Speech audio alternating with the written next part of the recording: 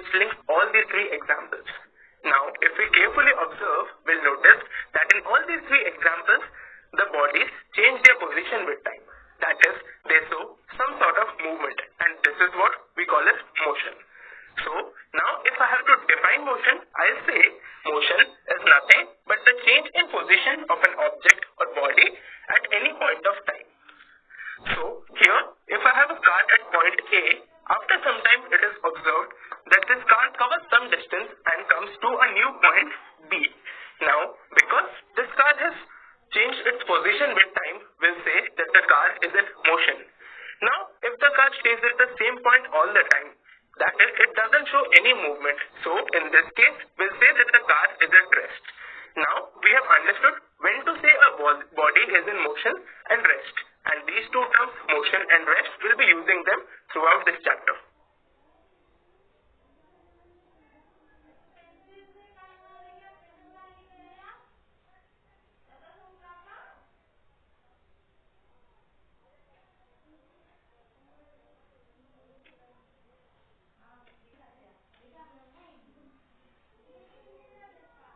By now, all of you must have discussed which of the two persons are correct.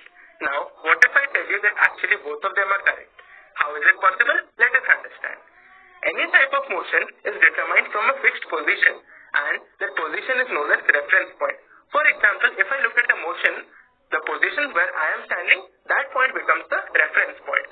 In a train example, the person A and person B, they were standing at different positions. That is, their reference points were different, and that is why they perceived the tree as differently. For person A, the reference point was inside the train and he perceived the tree to be in motion. On the other hand, person B was standing on the ground, so he perceived the tree to be at rest.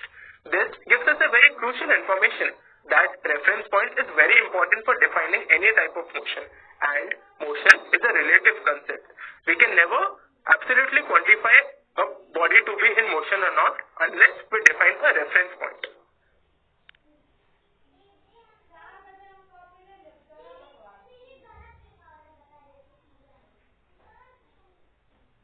By now, we are in a position to determine whether a body is in motion or at rest. Also, we have understood the importance of reference point in case of any motion happening around us. Now here, I have listed down 4 cases of motion which may be possible. What we are given over here are the states of observer and object. Now, these states, rest and motion, they are determined with respect to whom? Here, we have taken them with respect to the ground. Unless specified, we will always take the motion of any object with respect to the ground. So, let us analyze these 4 cases independently and try to find out whether this motion will take place or not. Now, this motion is the motion of this object as perceived by this observer. Now, in the first case, both the observer and the object are at rest. In this case, there would be no motion. In the second case, the observer is at rest while the object is in motion. Think of a very simple example. You are standing at a point and a car is moving in front of you. You will say that the car is in motion. So here, motion will take place.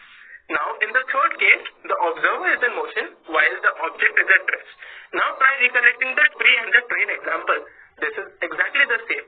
Here, we were inside the train and we were in motion, while the tree, which was the object, was at rest. But we perceived the tree to be in motion.